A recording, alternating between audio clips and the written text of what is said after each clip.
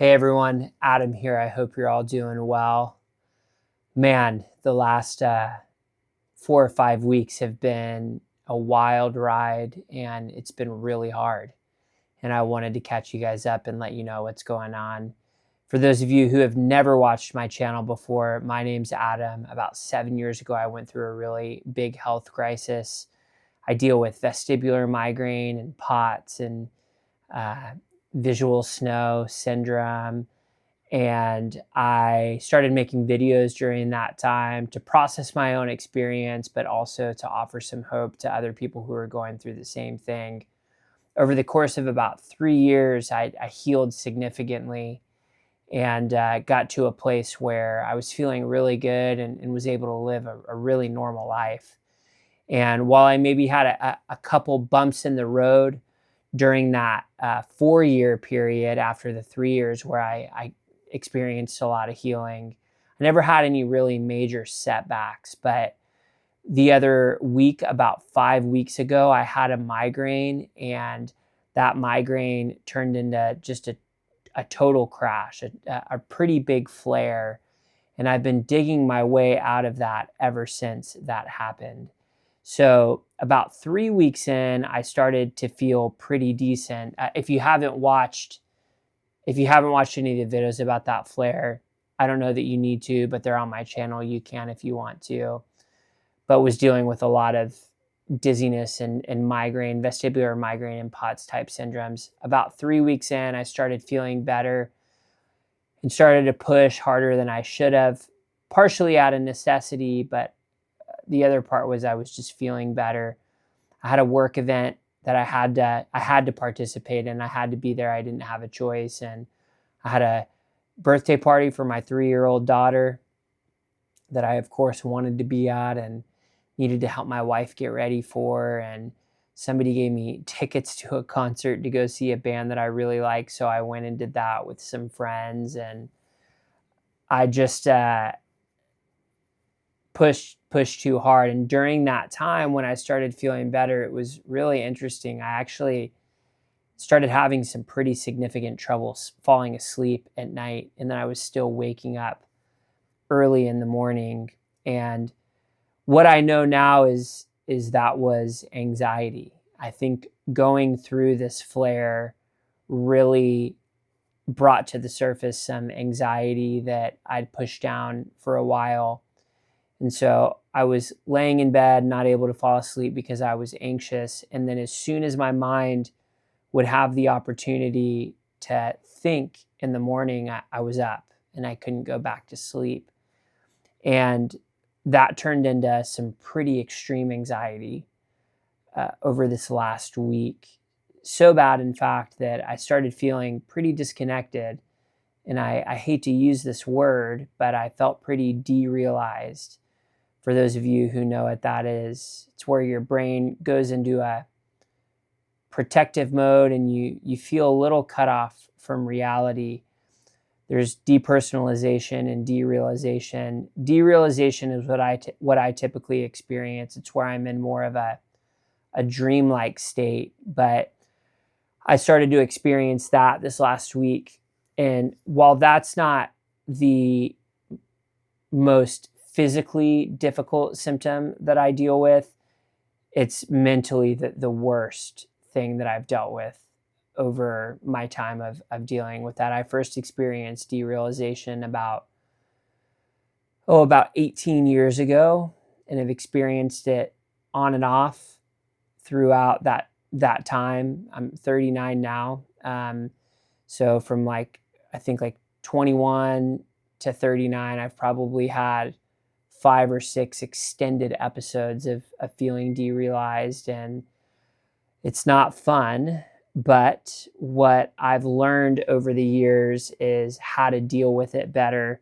So I'm really thankful that I've learned to deal with it better. And I have some tools in my tool belt that I didn't have before. So that's really good. One of those tools is just realizing that getting fixated on that feeling prolongs it. And so the only way to quote unquote get to the other side, which I want to address that in a second, is just to feel what you're feeling, as uncomfortable as it is. And as much as I know that intellectually, that's still really hard for me. It's one of those moments I feel like I've prepared for a long time in case it ever happened again. And even when it happens, it's like I have trouble staying grounded. When I was a kid, I grew up in California, and I remember learning to surf, and I wasn't very good at it. And so I'd practice on the beach how to, pop up when the wave comes. And I would even think about it when I wasn't at the beach. And I felt like I could do it. It's like, okay, I'm ready. I've rehearsed this mentally. And then the wave would come and I'd freak out and forgot everything. I would forget everything that I thought about. And that's sort of what I felt like this week when I started experiencing feelings of derealization for the first time in a long time. But I got through it. And one thing that really helped me, I actually heard it online, was there's nothing on the other side of what you're experiencing right now. It really is just an uncomfortable sensation. And that was a game changer for me. So if you're experiencing derealization or depersonalization, there's actually nothing on the other side of what you're experiencing. You just have to let your body experience it. And you have to do that so that your body knows it's safe. And once it knows that it's safe, that feeling starts to fade away. And thankfully for me, that's started to happen. I already feel like it's faded away a lot, which I'm really thankful for. I also got these glasses and I've been wearing them all day. I think they look a little funny, so I didn't wear them. I'm not wearing them in the video, but I went to an eye doctor last week who I found, who's actually thankfully right around the corner from my house. And I went to her because they sell these glasses. They're called Avulux glasses. And it's sort of like an extreme blue light blocking technology. And I've heard of a lot of people who have vestibular migraines say that these are incredible. And so she gave me a prescription. I feel old. It's the first time I've had to have an eyeglass prescription. It's a minor one, but still, it's the first time in an eye appointment that I missed some of the letters on the eye chart.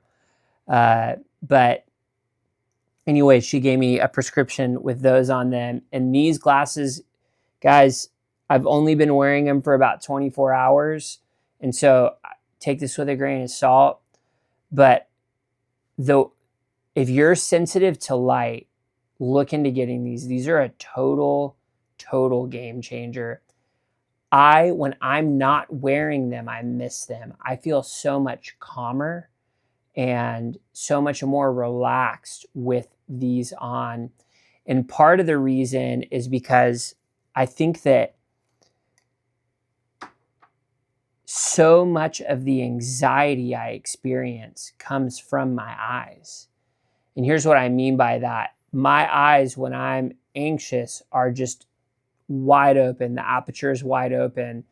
And I'm taking in so much light and so much, sorry, I just bumped my mic, taking in so much light and taking in so much information that it is extremely overwhelming. It is like the universe is just, has this cosmic fire hose filled with light and is just like blasting my eyeballs with it.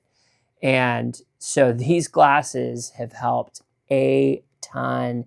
In fact, I think it's part of the reason why I've felt more connected and more grounded in the last day, is just because I don't feel overstimulated all the time when I'm wearing them. So I'm actually going to wear them for the rest of this video. But hey, my friend Charles just texted me a little bit ago. Hey, Charles, if you're watching this video, I know you watch them sometimes. Thanks for being such a great friend. But so that's one great thing that's happened this week. And thankfully, the last couple of days, but even before I got the glasses, I felt a little lighter.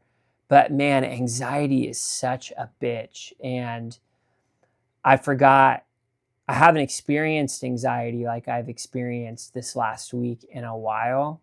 And like I said, it didn't come out of nowhere. If I look back, it's been creeping up, but it just peaked and it sucks. So if you're dealing with anxiety, if you're someone who deals with chronic illness or mental stuff and you're dealing with anxiety, just know I'm so sorry. Anxiety sucks. It literally sucks the life out of you.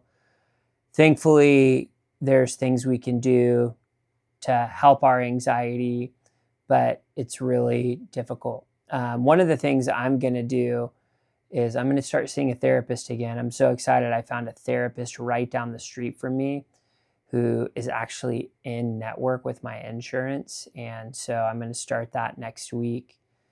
But it's not a matter of if hard things are going to happen in life. It's a matter of when. And I don't say that in like a doomsday sort of way. I'm not trying to like prophesy, bad stuff or anything like that. But I think that's actually a pretty healthy mindset to have, is bad stuff's going to happen. And so it's all about how we deal with it though. And if you've listened to my channel, you've probably heard me say that before. We can't control what happens, but we can control how we respond to it. And so I know with all of this, my power lies in my response. I also think something I haven't explicitly seen talked about in Stoicism, but something that's really helpful for me that I've been thinking about a lot, that I've kind of added to that we can't control, but we can respond, but I think we can influence. And I am doing my best to influence my outcomes as good as I can. So that's like diet, that's exercise when I feel like I can. It's also cutting things out that don't need to be in my diet. And one of those things is alcohol. Like, I love to have a beer with my friends. I love to wind down with a beer at night. And as much as I love it, I know that it's not serving me. So I've cut back on that a lot and have actually cut it out. And I need to just do that moving forward. I just need to cut alcohol out of my life. I had a 5.5-year period of sobriety, and then about a year and a half ago started allowing alcohol into my life again. And in the short term, it's great. It makes you feel good, but in the long term, it's not. And so that's something that I've made the choice to cut out. And it sort of bums me out, but I know that I'm going to be better without it. And I'm looking forward to kind of figuring out some other healthy habits. So what are some healthy habits that you've done to replace things like alcohol or nicotine? I'm curious. Put it in the comments below. I'd love to learn, because the challenge with giving up alcohol is I haven't found anything that relaxes me immediately like alcohol does. And some of you might say like exercise, good for you. If exercise is the same as alcohol, that's amazing. It's definitely not for me. I freaking hate exercise, even though I do it regularly. But if anything, it just like, ugh. I mean, I enjoy walking a lot, and I do weighted vest walks. I don't enjoy lifting weights. Not fun, but I still do it occasionally. But anyway, let me know what's worked for you. Another thing that I just wanted to put out there, I mentioned my friend Charles, who sent me a text while I was watching this, but I remembered yesterday how many great friends I have. And here's why I remembered that is I've learned the right way to talk to my friends about my health issues. And that's been something really hard to navigate over the years.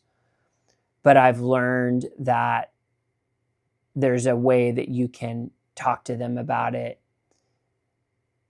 that's not overwhelming for them. And I've also learned who not to talk to about it. So as a man, unfortunately, I think that having, and give me grace as I say this, because I kind of don't know what's about to come out of my mouth, and I'm trying my best to say it, but as a man, I think I've realized that there's a lot of men who don't view, who view health issues, chronic health issues, anxiety, etc., as a lack of masculinity.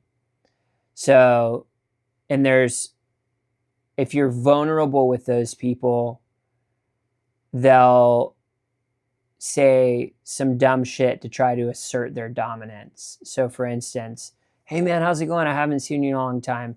I'm all right. I've been dealing with some health issues and some anxiety. Oh, that sucks, dude. Have you worked out? Do you eat enough protein? Yeah, that's weird. I don't really deal with that stuff, so I don't know what that's like. But good luck. Those are the kind of answers that you get. And oh my gosh, I just want to scream when I get answers like that. And unfortunately, over the years, I've gotten a lot of answers like that and have learned if you have any level of discernment, you get a sense for who those type of people are going to be. Thankfully, I have a lot of friends who are emotionally intelligent and who I can talk to about this stuff. And so this week, I had 3 different friends reach out to me, ask me how I was doing. I was honest with them. And in the last week, I've had 4. The last 2 weeks, I've had 4, I think. But hold space for me when I told them what was going on and say, I'm so sorry. I had a friend yesterday who was like, do you need to talk? I'm going to be off work in an hour. I'm going to call you. And I'm so thankful that I have great friends in my corner. I think one thing that's helped me to be able to talk to my friends about that is in the past, I've been so panicked and so anxious that I can overwhelm my friends and they don't know what to do with that. And I've gone through enough situations like this where I think I know how to do a lot of the work not on my own, but I'm not relying on my friends to make me feel better. And it allows for really healthy and fruitful conversation about the things that I need help with when it comes up. And I also do my best to make space for my friends when they need to talk about that kind of stuff. So overall, I feel like I've learned to have those conversations better, but I'm so thankful that I have people in my life that I can have those conversations with. So my plan moving forward, I'm starting to feel better, but I can't do too much too quick, which is my MO. And I really have to learn to live from a place of rest. And I have to be able to say no to the things that I don't need to be doing.